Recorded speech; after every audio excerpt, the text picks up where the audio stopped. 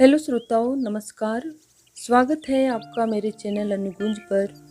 साहित्यिक कहानियों की श्रृंखला में आज सुनेंगे राजस्थानी साहित्य के एक सुविख्यात साहित्यकार विजयदान देथा, जिन्हें विज्जी के नाम से भी जाना जाता है। इनकी ही लिखी एक मज़ेदार तथा मनोरंजक कहानी राजीनामा। तो आइए सुनते हैं कहानी राजीनामा। बढ़ती उम्र के साथ साथ जिंदगी की घटनाएं समय की राख तले दबती जाती है, पर कभी कभार ठेठ बचपन की कोई बात सारी उम्र नहीं बूझती। राख के नीचे ज्यों की त्यों जगमग करती मिल जाती है। आज तो मैं एक लेखक की मर्यादा निभा रहा हूँ, पर उन दिनों कोरा मोरा एक पाठक ही था। पढ़ने लायक कोई किताब हाथ लगी नहीं कि घटाघट आंखों से पी जाता। शायद 9वीं कक्षा में पढ़ता होऊंगा, तब की बात है। मैं खुद तो घर पर ही रहता था, पर संगी साथियों से मिलने की उमंग में दूसरे तीसरे दिन चारण हॉस्टल का चक्कर काट आता। स्वभाव तो सभी लड़कों का अलग अलग होता है, पर गढ़ सुरैया गांव का रामकरण एक बेढप स्वभाव तथा निराली सूरत का लड़का था। मतीरे की तरह गोल सफा चटखोपड़ी, लंबी चोटी, थुलथुल शरीर, कील मुहासों से भरा गोल चेहरा, मिचमिची आंखें, मानो उस तरह से चीरा देकर अंदर बिठाई गई हो। किसी से भी अधिक मेल मुलाकात नहीं, नीरा एकल खोरा, बतलाने पर भी मुश्किल से बोलता, अपने ही दंद फंद में उलझा हुआ। मन करता तभी एक चमचमाता कांच लेकर मुंह के सामने रख लेता और हाथों से इशारे करते हुए अपने प्रतिबिंब से देर तक बातें करता रहता। संगी साथी जब तब चिढ़ाते, पर वो किसी की कोई परवाह ही नहीं करता, मानो पत्थर से कहा गया हो। मन ही मन मंद मंद मुस्कुराता रहता। सभी कमरों में अक्सर उसकी चर्चा चलती रहती थी। सुनते सुनते मेरे पास काफ़ी मज़ेदार मसाला इकट्ठा होता गया। वो कांच में टुकुर टुकुर इस प्रकार अपनी सूरत देखता, मानो वो कोई दूसरा ही लड़का हो, और इस तरह निशंक बातें करता, गोया किसी मित्र से बातें कर रहा हो। एक दफा फटी हुई चुनरी के चिथड़े से रंजे झाड़कर टेबल पर कांच रखा, सामने कुर्सी पर बैठकर कुछ देर अपना प्रतिबिंब निहारता रहा। फिर ओठ मुलमुलाते हुए पूछा, बता, इस बार तिमाही में फेल कैसे हुआ? मुंह उतारकर धीरे से जवाब दिया, मैं अकेला ही तो फेल नहीं हुआ, कक्षा में आधे से ज़्यादा लड़के फेल हुए हैं। उसने आंखें तरेर कर तीखे स्वर में फटकार बताई, दूसरे गए भाड़ में, तुझे उनसे क्या लेना देना? अपनी हैसियत के अनुसार चलना चाहिए। तुझे मालूम नहीं घर में कितनी तंगी है? भर पेट खाना न खाकर घर वाले तुझे पढ़ाते हैं और जनाब को कोई परवाह ही नहीं। पर्चे बहुत कठिन आए। क्या तेरे अकेले के लिए ही कठिन आए? बाकी लड़के कैसे पास हुए? मेहनत तो काफ़ी करता हूँ, इम्तिहान के नाम से ही जूड़ी चढ़ती है, जो आता है वही भूल जाता हूँ। शहर में आकर बातें बनाना तो खूब सीख गया। ढंग से मन लगाकर पढ़ाई करेगा तो तू ही सुख पाएगा। कान खोलकर साफ सुन ले, आगे कोई गलती की तो तू जाने। एक बार वो 2-3 घड़ी दिन चढ़े देर से उठा तो उसे बहुत बुरा लगा। जल्दी जल्दी बिना साफ किए ही कांच सामने रखा और दांत पीसते हुए पूछा, रात को इतनी देर से क्यों आया? जरूर सिनेमा देखने गया होगा। जरा देर से आया नहीं कि आपको झट सिनेमा का शक होता है। तो सच बता, तू कहाँ गया था? माथे पर बल डाले कुछ देर सोचता रहा, फिर बोला, घोड़ों के चौक मौसी जी से सांझ को मिलने गया था। मैं तो खूब इनकार करता रहा, पर उन्होंने बिना जालू किए आने ही नहीं दिया। फिर मुझे थोड़ी ऊँघ आ गई, जागते ही सीधा हॉस्टल की तरफ भागा।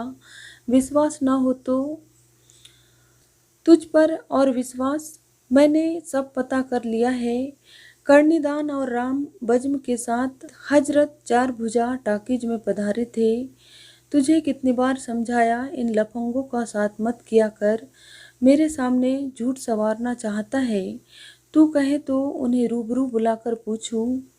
यह बात सुनते ही कांच वाली छाया का मुंह उतर गया, आंखें नीची करके इधर उधर झांकने लगा। फिर दोनों हाथों से कान पकड़कर कहने लगा, कल भारी भूल हो गई, अब कभी गलती नहीं होगी, आज माफ कर दो। माफ करने पर तो उल्टा और ज्यादा बिगड़ेगा। एक बार ठीक से मरम्मत हो जाए तो फिर कई दिनों तक निश्चिंत। निर्लज्ज को लाज शर्म से वास्ता ही नहीं। गांव के सगे संबंधी दुश्मनों से भी बदतर है। उनका बस चले तो गांव ही छुड़ा दे। घर वालों की सब आस तुझ पर टिकी है।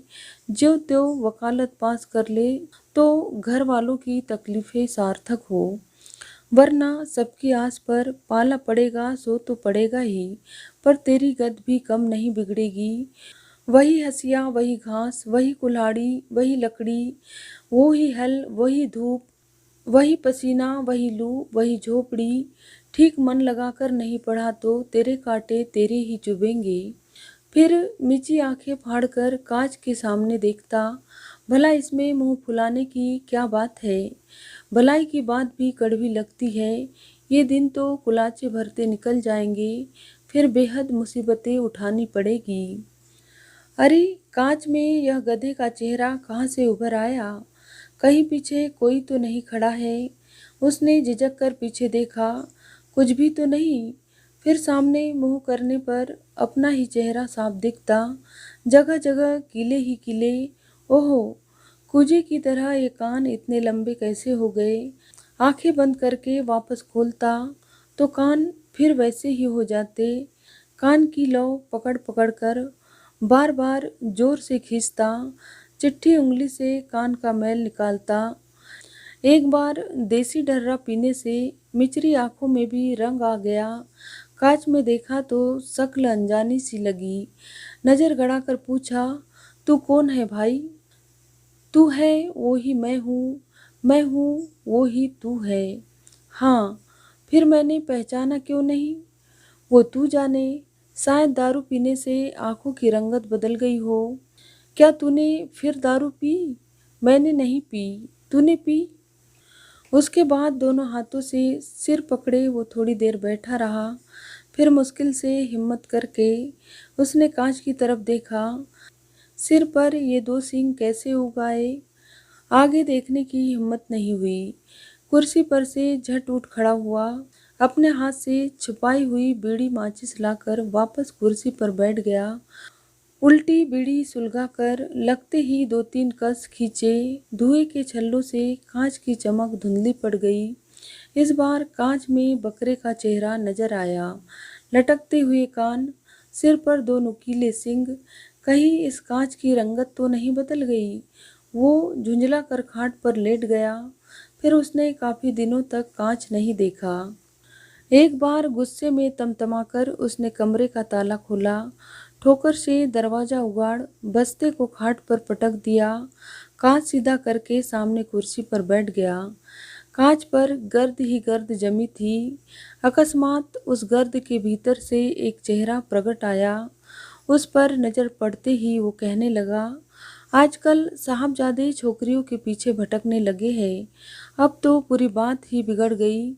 जो भी बात हो मुझे साफ साफ बता देना, वरना आज तेरी सामत है। सरकारी सड़क मेरे अकेले के पट्टे नहीं है। बहुत से आदमी इधर उधर चलते रहते हैं। मैं किस किसका ध्यान रखूं।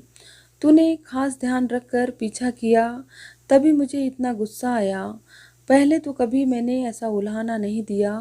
बेशर्म, तूने यह नई विद्या कब सीखी। घर वालों ने कुछ भरोसा करके यहाँ भेजा और तूने ये गुल खिलाए। हरामखोर, अब भी तू मुझे मुंह दिखाता है। ऐसी बात है तो आप मुंह देखते ही क्यों है। मैं तो डर के मारे सामने ही नहीं आना चाहता, पर आप न माने तो मैं क्या कर सकता हूँ। मुंह जोर कहीं का, मेरे सामने जबान चलाता है।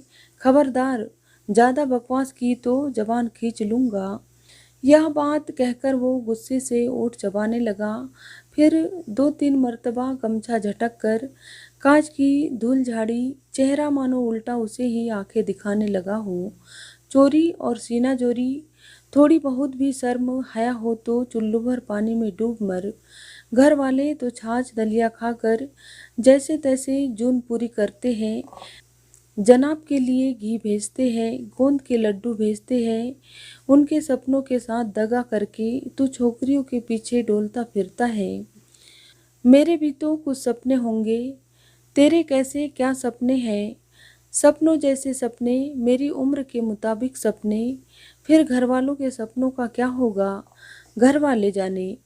तू कुछ नहीं जानता? नहीं, मैं तो अपने सपनों के अलावा दूसरी कोई बात नहीं जानता। चंडाल, तू इतनी बातें कब सीख गया?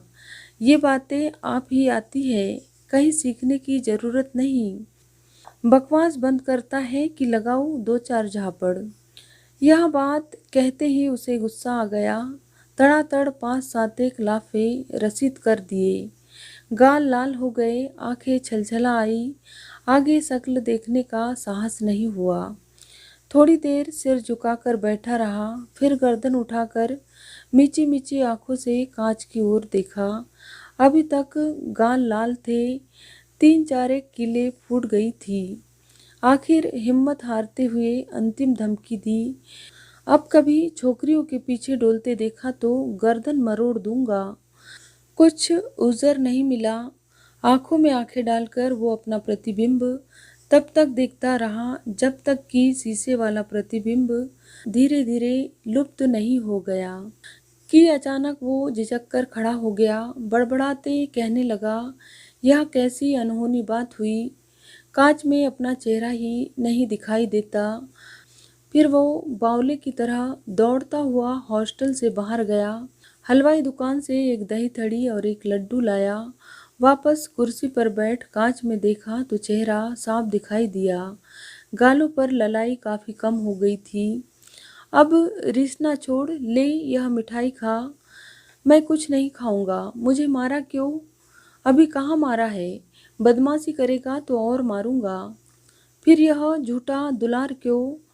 हाथ न थके तब तक मारे जाओ। ले खा ले, ज़्यादा जिद मत कर, नहीं तो और मार पड़ेगी। कांच वाला प्रतिबिंब मुंह फुला कर बोला, हरगिज नहीं खाऊंगा, जो करना है सो कर लो। अरे मूर्खों के बादशाह, मैं तेरे भले की खातिर ही इतनी मगजमारी कर रहा हूँ। तेरा मेरा भला कौन सा अलग है? क्या तू मुझसे अलग नहीं है? नहीं, अपन दोनों एक ही है, फकत यह शीशा ही मुसीबत की जड़ है। मेरा कहाँ मान, मैं तुझे खुश करने के लिए ही यह मिठाई लाया हूँ। ले खा ले। पहले इस कांच के टुकड़े टुकड़े करके बाहर फेंक दीजिए, फिर मैं आपका कभी नहीं टालूंगा। वचन देता है? हाँ, वचन देता हूँ। फिर राम जाने उसके सिर पर क्या खजत सवार हुई कि कपड़े धोने की मोंगरी से उस कांच के टुकड़े टुकड़े कर दिए और गले में फेंक कर खुशी खुशी वह मिठाई खा ली। उसके बाद जब कभी मिठाई खाने का मौका आया, उसने कभी हिल हुज्जत नहीं की। उसी दिन से दोनों के बीच एक ऐसा ही पुजता राजीनामा हो गया था। और आज उसी राजीनामे का यह करिश्मा है कि एक अकिंचन थानेदार होते हुए भी लोग बाग उसके पास 5 लाख रुपए की पूंजी कूदते हैं। धन्यवाद श्रोताओं। तो ये थी लेखक विजयदान देता की लिखी एक मज़ेदार कहानी राजीनामा। यदि कहानी आपको अच्छी लगी हो तो मेरे वीडियो को एक लाइक और चैनल को सब्सक्राइब जरूर करें। Thank you.